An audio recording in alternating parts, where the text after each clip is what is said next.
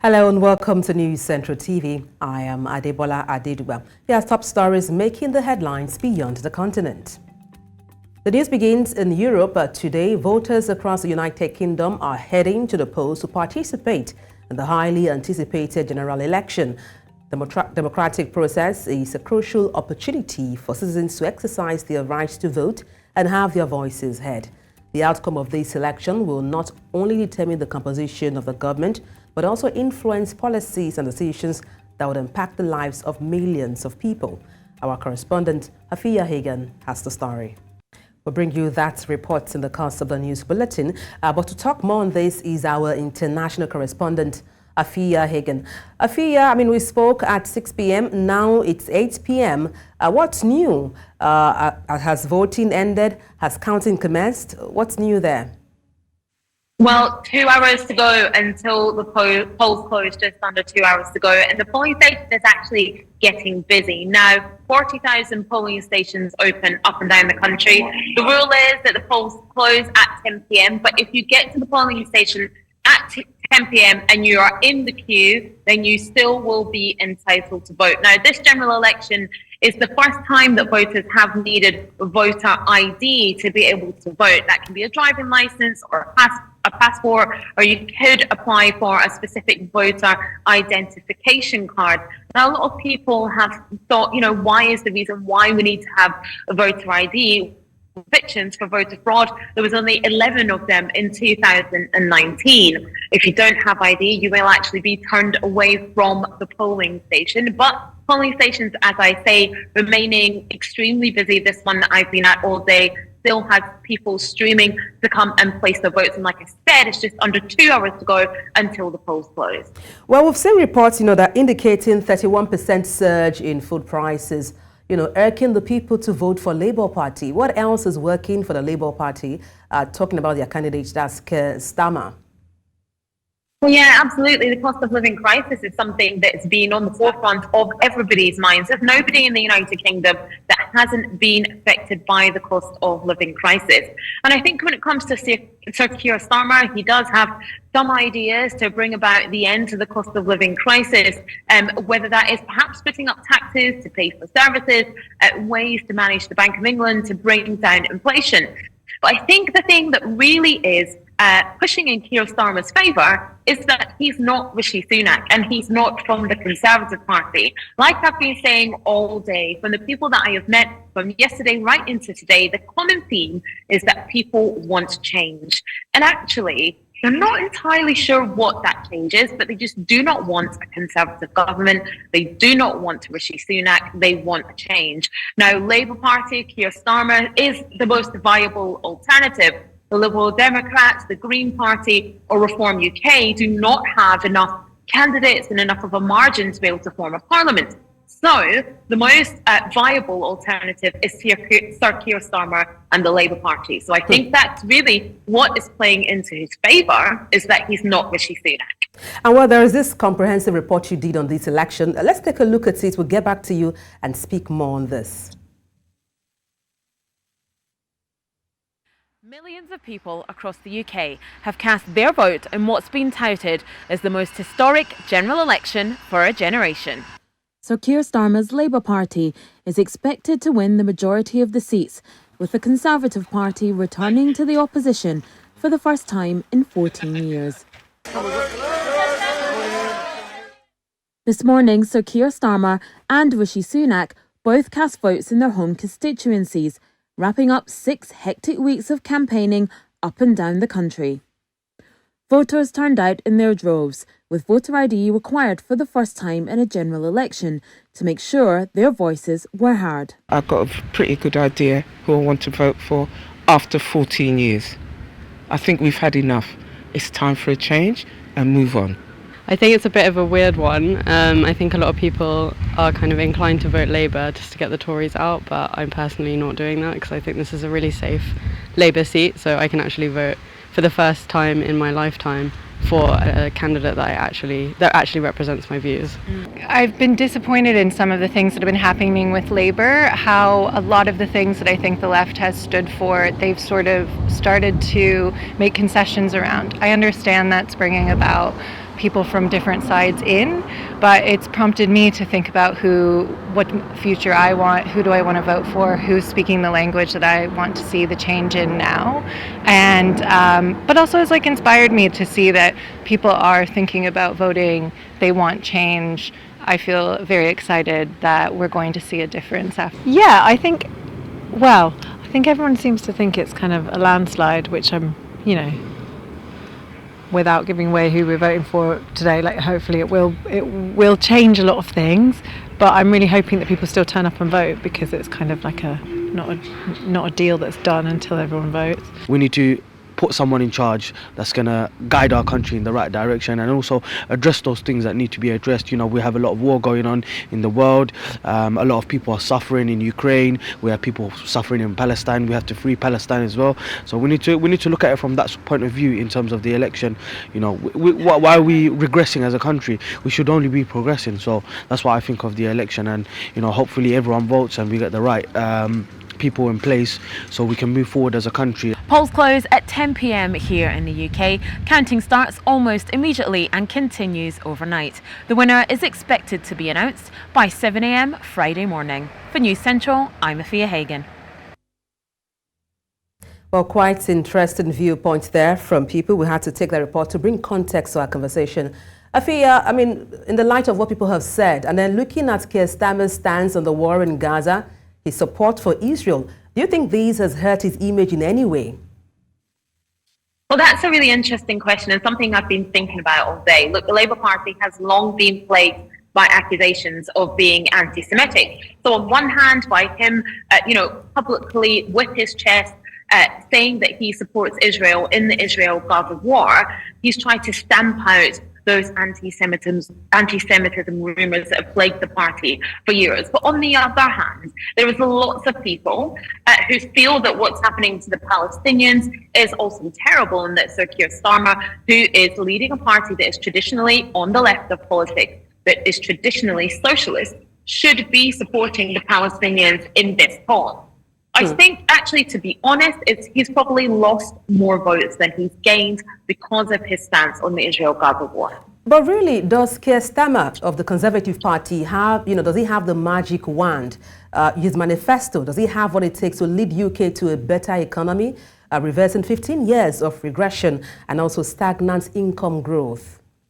Well, so Keir Starmer is of the Labour Party, not of the Conservative Party. But when it comes to what's inside manifesto, it doesn't differ too much from what's in the Conservative manifesto when it comes to turbocharging the economy. We're in a post-Brexit environment, so that's all about increasing and enhancing our trade links with countries outside of Europe. So that will be countries in Africa, across Australia, and in America. Now, the Labour Party have traditionally, if we'd had a Labour government, Brexit probably would not have happened, would have stayed within the European Union. And I think Sir Keir Starmer will be looking towards rebuilding some of those trade links with Europe post-Brexit, in the hope that that will do something to turbocharge the economy, to perhaps remove some of the levies that are hurting small businesses when it comes to trading with the European Union. And we also have that question of a border that we have with Northern Ireland and the Republic of Ireland, and the difficulties that people have with trading with that part of the world as well.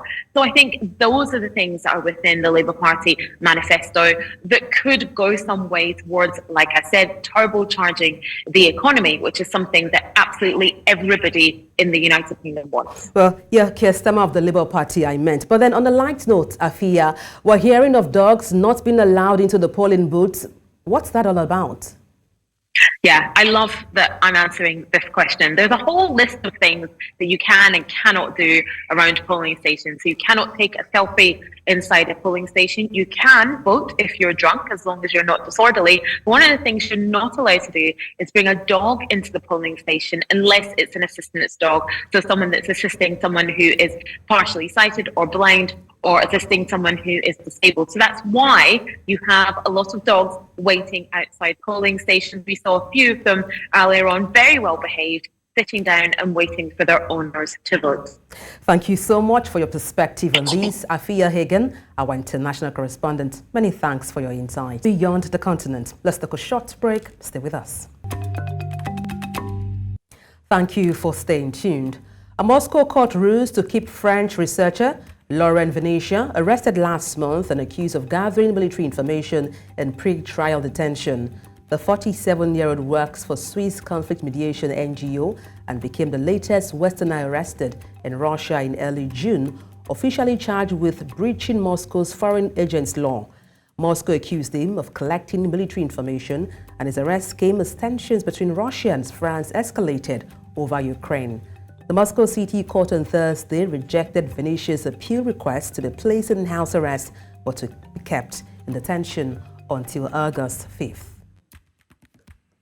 Je dirais au su et au vu de tout le monde en fait un certain voilà, c'est vrai que nous ce qu'on regrette c'est vraiment l'obstruction qui nous est faite l'engagement du consulat général et de l'épouse de monsieur Vinatier pour plaider pour une assignation à domicile n'a pas été entendu et que malheureusement il poursuit sa détention alors même qu'il n'y a pas de risque de fuite ou alors sortissant et malheureusement à ce jour malgré plusieurs demandes réitérées 3 fois par écrit et plusieurs démarches, nous n'avons pas encore pu avoir accès à notre ressortissant. C'est pour moi la première fois que je le voyais en visio au travers de cette audience. Russian President Vladimir Putin says that the Istanbul agreements, which allowed for the resumption of Ukrainian grain shipments from Odessa across the Black Sea, can be used as a basis for continuing negotiation with Ukraine. He also adds that the Istanbul agreements were initiated by the head of the Ukrainian negotiating team, which means that apparently they are quite convenient for Ukraine. Putin made the remarks at an extended meeting at the Shanghai Cooperation Summit being held in the Kazakhstan capital, Astana. Now, notable participants include Chinese President Xi Jinping, the Turkish President Recep Tayyip Erdogan, Belarusian President Alexander Lukashenko, and UN Secretary General Antonio Guterres. And still in the region, former mayor of the small town of Cantelua, Melina Bolanga, says she is relieved to have been acquitted of charges of complicity in the drug trafficking on Thursday. Bolingua has proclaimed her innocence for 33 months in a trial at the Bibni court of the sprawling drug trafficking ring in the small town of Cantelua. The Bugni Public Prosecutor's Office requested that the June 1 suspended prison sentence against her, as well as 5 years of ineligibility and €10,000 fine. She denied any acts that had favored the business of Mezinia clan, a family that hosted drug trafficking in her city with an iron fist. Vous dire que j'ai tout perdu dans cette affaire. J'ai perdu 33 mois de ma vie, j'ai perdu mon goût de me donner à la chose publique par un mandat, mais j'ai retrouvé mon honneur et justice a été rendue. Donc je réalise pas bien, mais je suis soulagée au moment où je vous parle. In Southern America, where the head of an elite unit of Bolivia's armed forces has been arrested by police and accused of providing snipers to support last week's failed military coup in La Paz, the government says and will be held in prison for 6 months during the investigation. The leader of the uprising, former Army Chief Juan Jose Zuniga, and former commanders of the Air Force and Navy were also detained. The prosecutor's office said the detainee is Major Vladimir Lupa Samalanka, who joins 21 other detainees, including active and retired military personnel and civilians, for the attempted coup. Rios explains that initial investigations indicate that Lupa was the person in charge of the ordering the movement of 19 snipers from the F-10 unit from the Department of Cochochumba Center to La Paz. El comandante del F-10 sería el encargado de movilizar a 19 personas desde Cochabamba hacia el departamento de La Paz. Esto sería un grupo de francotiradores justamente para poder perpetrar y consolidar lo que era un golpe de Estado militar, ¿no? Sin embargo, de acuerdo a la documentación que hemos tenido acceso, la imputación ha solicitado la detención preventiva de 6 meses en el recinto penitenciario de San Pedro mientras se realiza el proceso investigativo. Brazil has demanded Meta to cease taking users' data to train its generative AI models A move the U.S. tech giant called a setback. The decision was issued by Brazil's National Data Protection Authority, which warned it would impose a daily fine of $50,000 Brazilian real as long as the parent company of Facebook, Instagram, and WhatsApp was out of compliance. The agency cited the company's new privacy policy, updated on June 26, which outlines terms regarding the use of personal data for training purposes of generative AI. The authority says this is a preventive measures and called on the people to ban its measure that was made due to imminent risk of serious and replaceable or difficult to repair damage to the fundamental human rights of affected data subjects.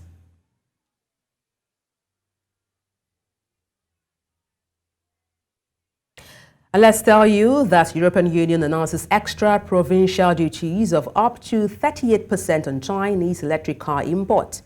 German automobile giant Volkswagen described the move as detrimental to the European market, while Beijing warns it could spark a trade war. Europe's largest car maker said the negative effect of this decision outweigh any potential benefit for the European and especially the German automotive industry, while Eric Mama, chief spokesperson for the European Commission, says it is a means to correct an imbalanced and unfair competitive situation. China confirmed on Thursday that an armed attack in Democratic Republic of Congo, DRC, left several of its people dead or missing.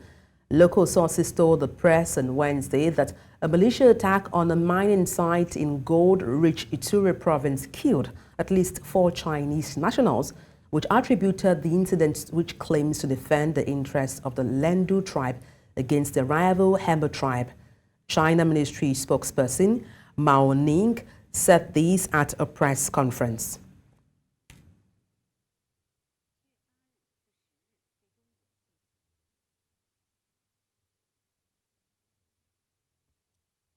Indian police said on Thursday they had arrested 6 people over the stampede at Hindu religious events in the northern state of Uttar Pradesh this week, in which 121 people were killed. The incident occurred on Tuesday in the village of Fulari Malnagari in Hitharas district, where about 250,000 people had gathered to listen to preacher Saruja Paul, also known as Bole Baba. An initial police report said organizers of the event had obtained permission for a gathering of only 80,000 people.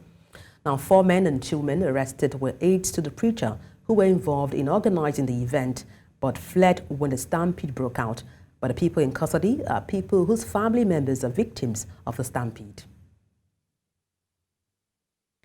Pakistan's tax authority says it has blocked 210,000 SIM cards of users who have not filed tax returns in a bid to widen the revenue bracket. Only 5.2 million people of the more than 240 million population filed income tax returns in 2022. The Federal Board of Revenue passed the edict in April and has since sent orders to the Telecommunication Authority to block their connections, with 62,000 of them later restored. Pakistan has more than 192 million cell phone subscribers and 4 telecommunications service providers, according to the Telecommunication Authority. Pakistanis must register a SIM card with their national identity number, which is often used for multiple connections. We have communicated his or her CNIC to the telcos, the telecom companies, and we have asked them to block their SIMs, because we are empowered under the income tax ordinance that anyone who is supposed to file a return and he or she doesn't file the return, we can block his or her SIM.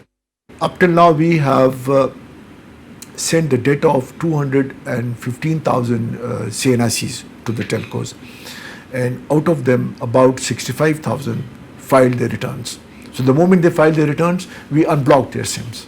We are not concerned with the SIMs, we are concerned with the returns. So when they file the returns, we unblock their SIMs.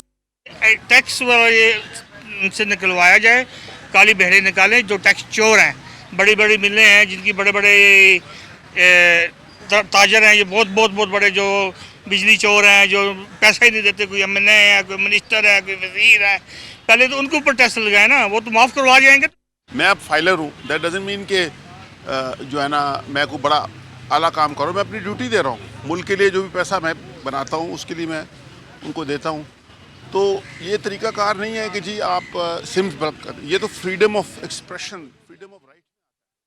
And that's all on Beyond the Continent. Send your eyewitness report to the WhatsApp number on the screen and do follow us on social media. We are at News Central TV. You can watch us live on DSTV channel 422, Star Times channel 274, Avo TV and YouTube. Many thanks for watching. I am Adebola Adeduba. It's bye for now.